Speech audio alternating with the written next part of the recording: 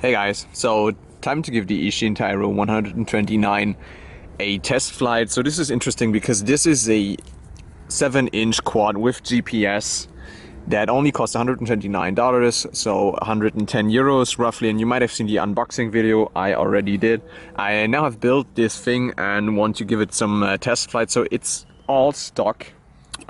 Except for I have this little adapter here to be able to run two 1300 milliamp hour batteries in parallel, which should be perfect for this setup. So this is the ESC is 4S and the motor KV is 1800, so I think this thing will be perfect on 4S, and it actually comes with everything that is on there, so even the GoPro mount was included, of course the GoPro nut.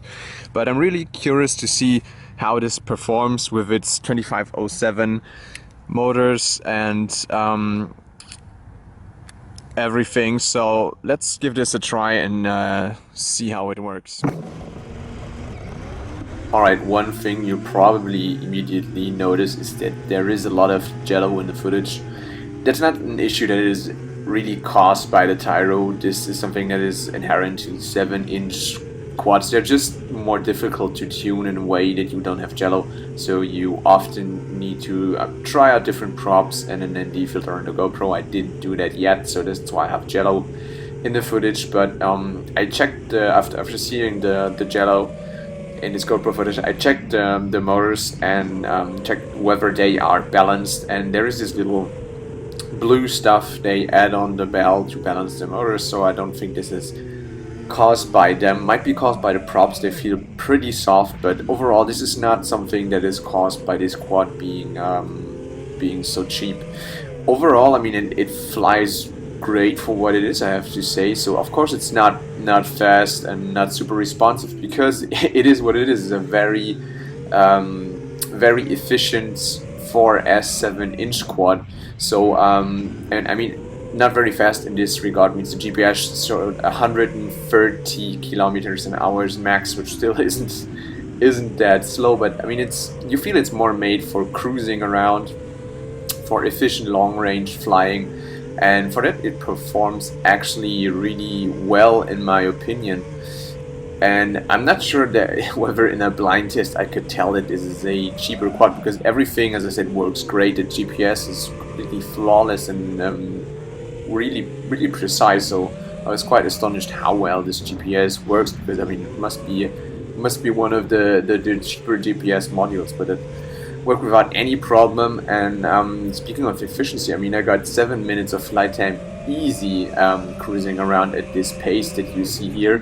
And of course, my freestyle flying kind of sucks, and I have no idea what I'm doing. But this is to test this quad, and it's really a lot of fun flying. I mean, of course, you need to put in a bit of extra money to equip it with a decent long-range receiver. So I'm using Crossfire here, because I'd say with a standard FreeSky receiver, this just wouldn't make any sense, because you just need that extra range for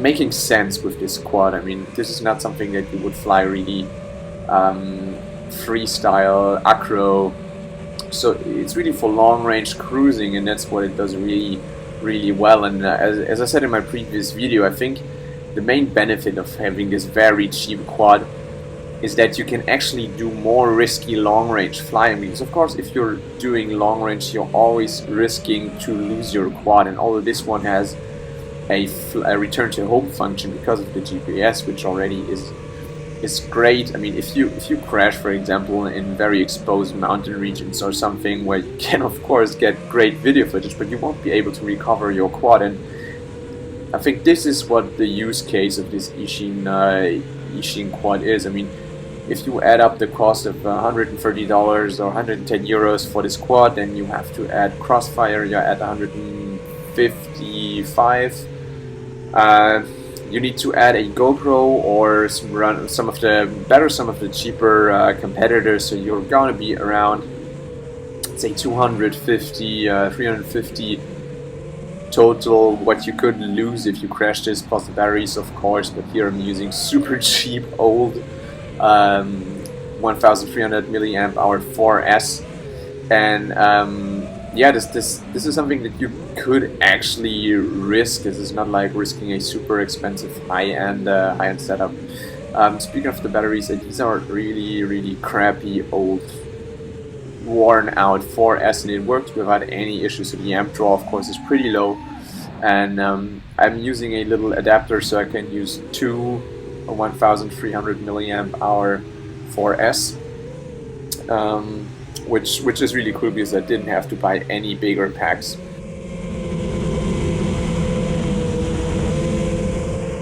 So overall, if I had to conclude now on whether this is worth buying, I'd say yes in the very specific use case that I mentioned all the time now, to have a cheap long range that actually works quite well.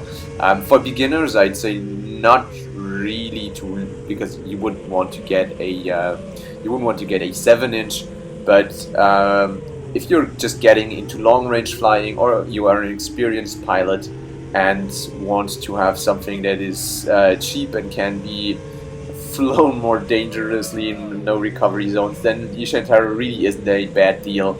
Of course, everything, all the parts, if you hold them in your hand, they feel cheap, they are cheap, but this thing flies quite well and really does what it's supposed to do and seems to be reliable. So overall, I would recommend it for that. So as always, guys, thanks for watching. If you have any questions, please leave a comment below.